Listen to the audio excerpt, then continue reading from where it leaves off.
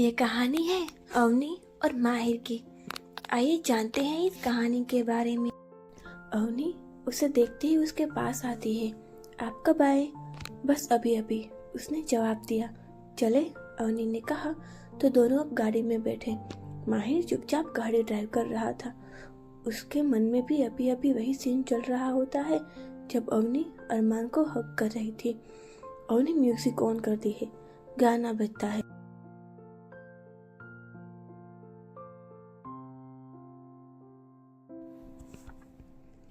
अभी कुछ पल ही हुए थे कि माहिर म्यूजिक सिस्टम बंद कर देता है। क्या हुआ? अवनी उसे देखकर पूछती है। कुछ नहीं, माहिर चिढ़कर जवाब देता है। पूछ तो ऐसे रही है जैसे खुद को कुछ पता ही ना हो।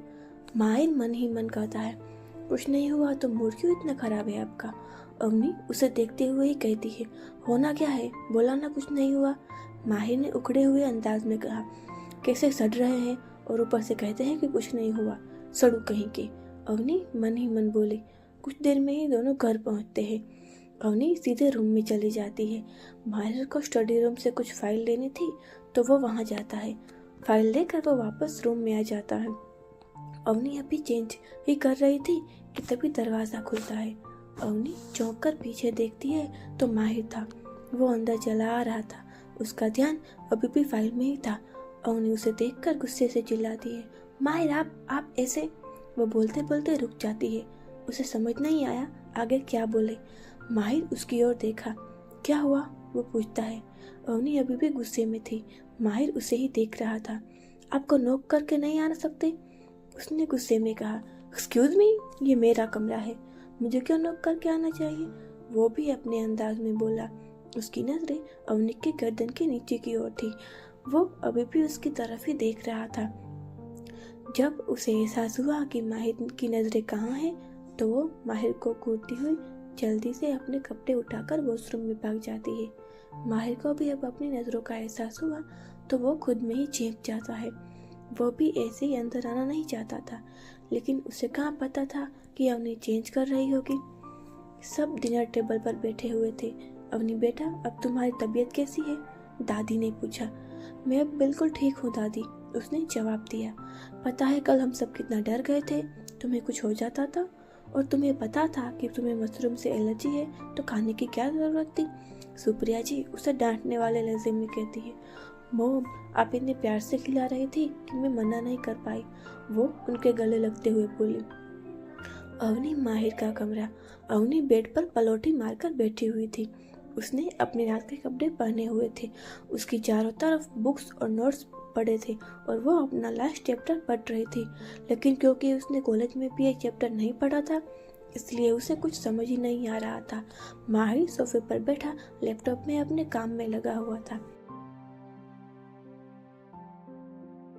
अवनी की नजरें उस पर जाती है। कुछ पल तक वो उसे ऐसे ही निहारने लगती है। वो सोच रही थी कि उसकी साइड प्रोफाइल भी कितनी अच्छी है। तभी उसे कुछ याद आता है और वो बेड से उठकर दौड़ के माहिर के पास सोफे पर जाकर बैठ जाती है। माहिर उसकी तरफ देखता है और अपने दोनों आईब्रो ऊपर करके उसे इशारे से पूछता है कि क्या हुआ। अवनी ठीक से बैठते हुए कहती है, कॉलेज में तुम इकोनॉमिक्स में बहुत अच्छे थे ना? हाँ, क्यों, क्या हुआ? उसने कहा। तो क्या आप प्लीज़ मुझे एक चैप्टर समझा सकते हो? अवनी पूछती है। मैं क्यों पढ़ाऊँ तुम्हें और मुझे इससे क्या मिलेगा? माहिर ने कहा। उसका ध्यान अभी भी लैपटॉप में ही था। अवनी दुख भरी आवाज़ निकालकर नौटंकी करते हुए कहती है, ऐसे क्या कर रहे हैं माहिर, प्लीज़ पढ़ा दीजिए ना। उसकी ऐसी आवाज़ सुनकर माहिर उसकी तरफ देखता है। वो एक बार फिर क्यूट सी शक्ल बनाकर कहती है, प्लीज़ प्लीज़ ना माहिर। ठीक है, माहिर ने कहा। अवनी एकदम से खड़ी हो जाती है और कहती है, चलिए फिर बेड पर ही चलते हैं। इतना कहकर अवनी बेड पर जाकर बैठ जाती है। माहिर उसे देखकर सर हिलाता है और लैपटॉप बंद करके वो भी बेड पर जाकर बैठता है। तो बताओ क्या समझना है? उसने उसकी बुक्स देखते हुए कहा। ये चैप्टर, वो उसे दिखाते हुए बोली। वो पहले कुछ मिनट तक उसे पढ़ता है और फिर बाद में अवनी को समझाने लगता है। तुम्हें समझ में आया? सब कुछ समझाकर उसने अवनी की ओर देखकर पूछा। अवनी नाम में अपना सर हिलाती है। क्या तुम्हें कुछ समझ नहीं आया? तुम्हारा दिमाग कहाँ है? वो एकदम से बोला तो अवनी का मुंह बन गया। अवनी, मैंने तुम्हें कितने अच्छे से सब एक्सप्लेन किया, फिर भी तुम्हें कुछ समझ नहीं आया, वो इरिटेट होते हुए बोला। अवनी उसके हाथ से बुक छीनते हुए कहती है, जाइए आप, मुझे कुछ नहीं समझना है आपसे। वो गुस्से से उसके हाथ से बुक छीन लेती है। हल्की नमी उसकी आंखों में आ जाती है। माहिर को भी एहसास होता है कि उसने कुछ ज़्यादा ही कह दिया। वो अवनी के हाथ से बुक लेते हुए कहता है, अच्छा बताओ क्या समझ नहीं आया। अवनी वापस उससे बुक छीन लेती है। अच्छा सॉरी, मेरी गलती थी बस, अब बताओ क्या समझ नहीं आया। वो वापस उससे बुक लेते हुए कहता है। इस बार अवनी उसे बुक लेने देती है और अपनी उंगली बुक पर रखते हुए कहती है, ये। माहिर वापस उसे सब समझाता है। इस बार अवनी को सब समझ आ जाता है। थैंक यू, अवनी ने कहा। माहिर ने बस उस पर एक नजर डाली और उठकर जाने लगा।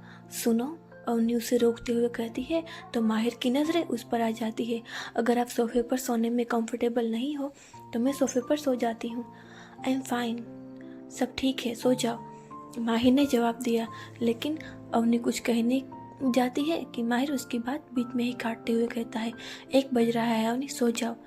अच्छा सुनो, वो फिर से उसे टोकती है। अब क्या है अवनी, वो चिढ़न भरे लहजे में कहता है, आप कल मुझे 5 बजे उठा देंगे प्लीज़, वो मुझे रिवीजन करना है। वो कहती है ओके बोलकर माहिर सोफे पर जाकर लेट जाता है। अवनी भी बेड पर लेट जाती है। अगली सुबह 5 बजे माहिर का अलार्म बजता है। माहिर उठकर बैठता है, लेकिन पता नहीं क्यों आज उसे अभी भी नींद आ रही थी। वो अलार्म बंद करते अलसाया हुआ ही उठकर बेड के पास जाकर अवनी को उठाता है। अवनी उठो, 5 बज गए हैं। वो उसके पास जाकर उसे कहता है, लेकिन अवनी को तो जैसे कुछ सुना ही नहीं दे रहा था। माहिर उसका हाथ पकड़कर हिलाते हुए कहता है, अवनी उठो, 5 बज गए हैं, तुम्हें रिवीजन नहीं करना है। नहीं। अवनी नींद में ही माहिर का हाथ पकड़ लेती है और माहिर को खींचकर अपने पास सुला देती है और माहिर का हाथ अपनी कमर पर रखकर खुद दूसरी कमर घूमकर लेट जाती है। अवनी लगभग माहिर की बाहों में थी। ये सब इतनी जल्दी में हुआ कि माहिर को तो कुछ समझ ही नहीं आया, क्योंकि उसे भी नींद आ रही थी तो वो भी सो गया। सुबह के 7 बज चुके थे, दोनों सो रहे थे। तभी माहिर की नींद खुलती है तो उसे अपने ऊपर कुछ भारी सा महसूस होता है। वो अपनी आंखें खोलता है। अवनी माहिर के लगभग ऊपर सो रही थी। अवनी का सर माहिर के कंधे पर था और वो मुंह के बल माहिर के ऊपर सो रही थी।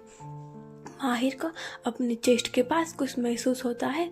अवनी की तरफ देखता है तो उसे कल वाला इंसिडेंट याद आता है, जब अवनी चेंज कर रही थी और माहिर अचानक से रूम में आ जाता था।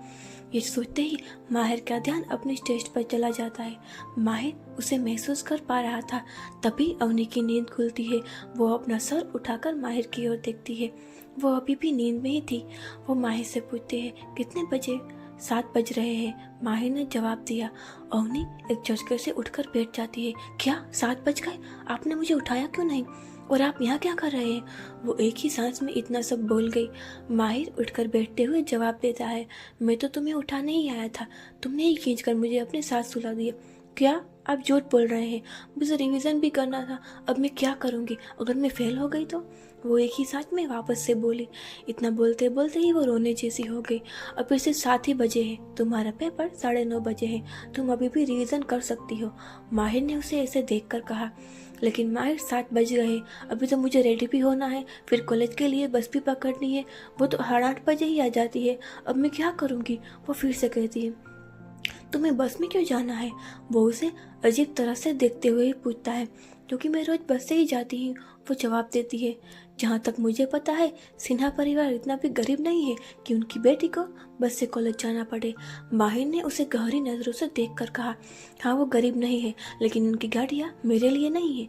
अवनी जल्दी जल्दी में ये बोल देती है, लेकिन फिर वो अपनी नज़रें नीचे कर लेती है।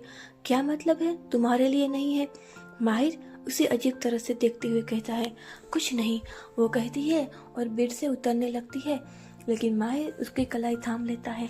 अगर आपको ये कहानी पसंद आ रही है तो चैनल को लाइक, शेयर और सब्सक्राइब ज़रूर करिए।